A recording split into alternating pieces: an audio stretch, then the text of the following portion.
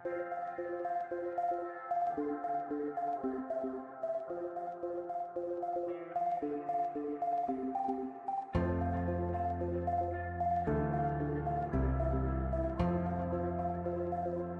ialah cukai nilai tambah yang dikenakan ke atas kebanyakan barang dan perkhidmatan yang dijual untuk penggunaan domestik. GST ini akan dibayar oleh pengguna, tetapi hasilnya akan diserahkan kepada kerajaan melalui para peniaga yang menjual barang dan perkhidmatan. Berdasarkan kepada artikel baru 366/12A, Perlembagaan India mendefinisikan GST sebagai cukai ke atas pembekalan barang atau perkhidmatan atau kedua-duanya kecuali cukai ke atas pembekalan minuman keras untuk penggunaan manusia.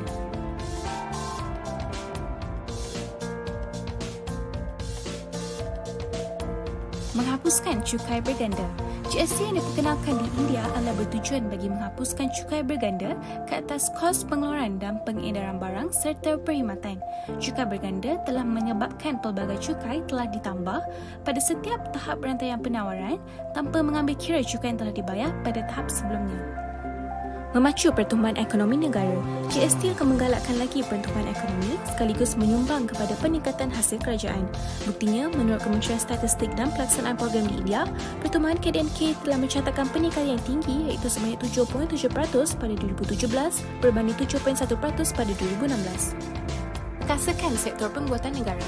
Melalui penghapusan pelbagai struktur cukai di peringkat pusat dan negeri, sektor pembuatan akan dapat dilaksanakan serta bersifat daya saing di peringkat global. Misalnya, pengurangan kos produksi sebanyak 2% dapat membantu meningkatkan keuntungan sehingga 20%, di mana ia akan membantu dalam penurunan harga dan sekaligus menguntungkan pengguna akhir. Klasifikasi cukai. Kaedah pembayaran cukai GST di India.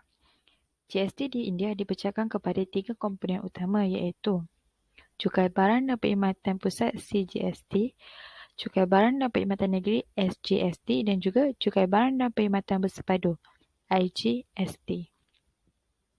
CGST adalah cukai tidak langsung di mana pembayaran pihak kerajaan pusat kepada pembendaraan kerajaan pusat. Bagi CGST, insiden undang-undang adalah pembendaraan kerajaan pusat dan insiden ekonomi adalah pembeli dan penjual.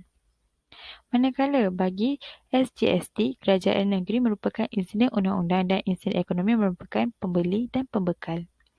IGST merupakan urus niaga yang berlaku di antara negeri iaitu cukai tidak langsung yang dikenakan oleh kerajaan berserang kepada pembekal.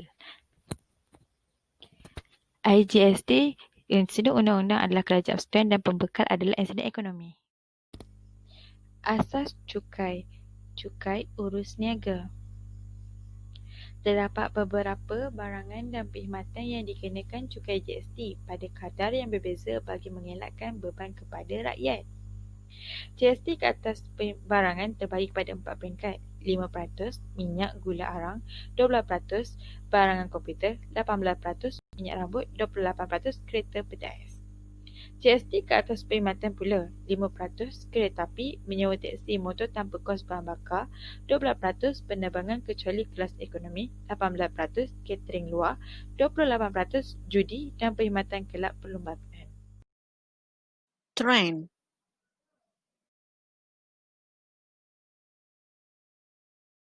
India merupakan salah satu negara yang meletakkan kadar GST yang tertinggi di antara semua negara di dunia pada ketika ini.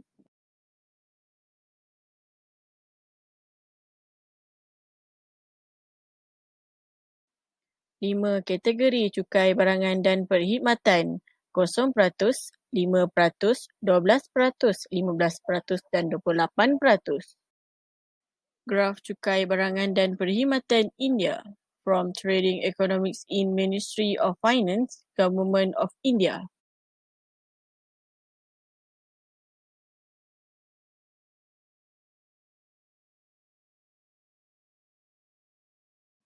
Kadar cukai GST adalah cukai yang dikenakan kepada pengguna berdasarkan harga pembelian barang dan perkhidmatan tertentu. Tanda aras yang mereka gunakan untuk kadar cukai ini merujuk kepada kadar perkhidmatan yang paling biasa. Cukai barangan dan perkhidmatan ini telah menyumbang nilai yang besar kepada pendapatan negara di India. Kecekapan ekonomi.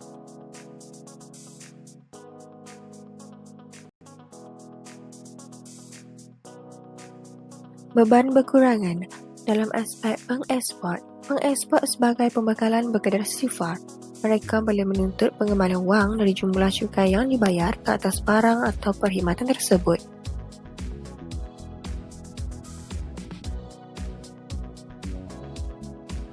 Dalam aspek syarikat, pengenalan GST telah membantu menggabungkan cukai kerajaan negeri dan pusat.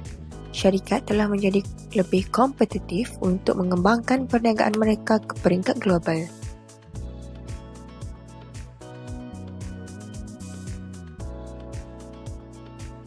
Dalam aspek pelanggan, pelanggan hanya perlu membayar cukai GST mengikut barangan atau perkhidmatan yang dibeli sahaja. Perubahan dari cukai VAT ke GST mengurangkan bebanan kerana jumlah cukai yang dikenakan disatukan di bawah GST. VAT ialah jenis cukai yang dinilai secara bertahap. Ia dikenakan pada harga produk atau perkhidmatan pada setiap tahap produksi, pengedaran atau penjualan kepada pengguna akhir.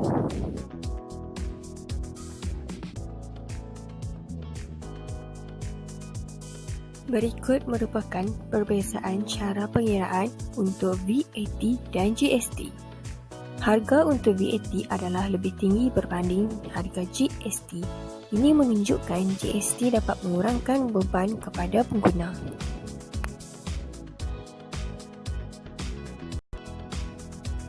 Keberkesanan ekonomi.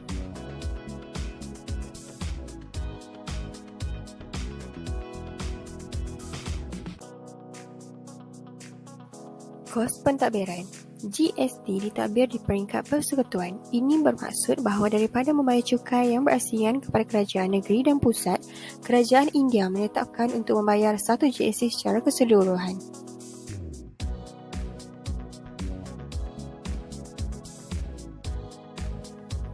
Dalam sistem GST, kerajaan pusat dan negeri mempunyai kuasa terhadap cukai GST secara serentak pada semua peringkat dengan penambahan nilai, iaitu pengeluaran dan pengedaran atau perdagangan.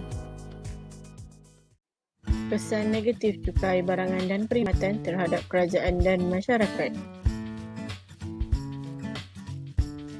Terhadap masyarakat, perbezaan gaya hidup, mereka perlu mengubah gaya hidup yang sebelum ini kerana cukai yang dilaksanakan menyebabkan mereka terkesan dan hidup dalam kesempitan.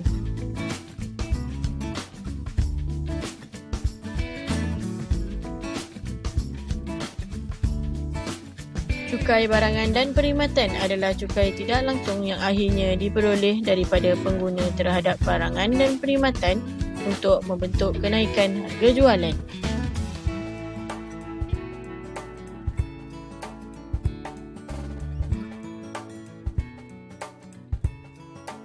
Di India, populasi maksimum adalah kelas menengah dan mereka tergolong dalam kelas perkhidmatan atau mereka bergantung kepada pertanian semata-mata. Cukai ini memberi kesan negatif terhadap gaya hidup mereka yang sebelum ini terutama orang biasa di India.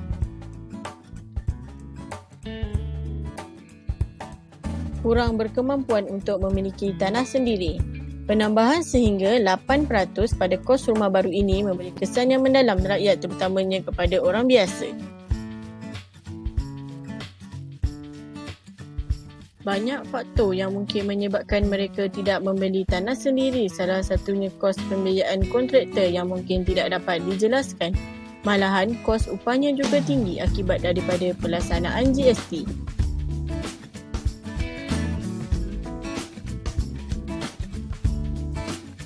Beban golongan miskin menyebabkan kenaikan harga pada sesuatu barangan atau perkhidmatan. Kebanyakan penduduk India tidak mendapat keperluan asas dan perkhidmatan yang secukupnya kerana masalah kos yang tinggi.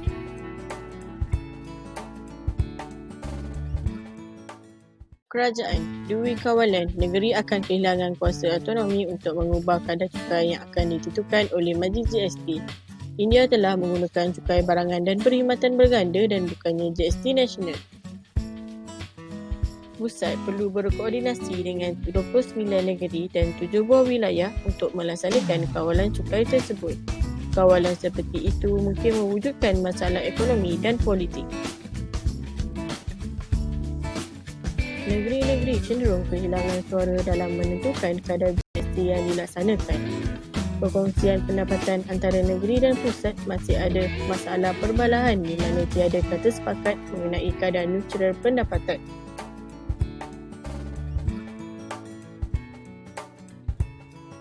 Kesan buruk terhadap industri harta tanah, cukai barangan dan perkhidmatan memberi kesan negatif kepada pasaran harta tanah kerana ia akan menambahkan sehingga 8% pada kos rumah baru dan ia mengurangkan permintaan sekitar 12%. Syarikat-syarikat yang terlibat dengan harta tanah juga akan terjejas secara langsung di mana kawalan cukai baru akan memaksa banyak syarikat untuk menyusun semula operasi mereka. Syarikat akan mendesak vendor dan pembekal untuk memberikan invoice kerana GST akan menjadikan syarikat tidak dapat mengelak daripada cukai. Kerajaan menanggung kadar inflasi yang tinggi. Inflasi secara umum didefinisikan sebagai kenaikan harga barang dan perkhidmatan dalam jangka waktu tertentu.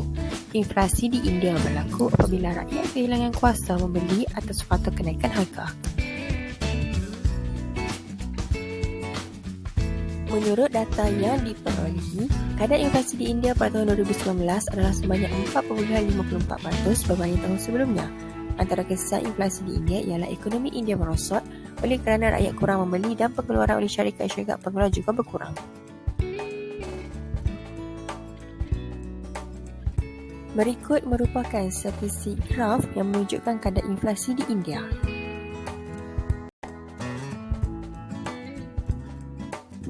Seterusnya ialah pertumbuhan ekonomi tidak melonjak dengan segera. India menjangkakan bahawa pertumbuhan ekonomi bagi tahun fiskal semasa berkembang 7%, kadar paling perlahan selama tempoh 5 tahun.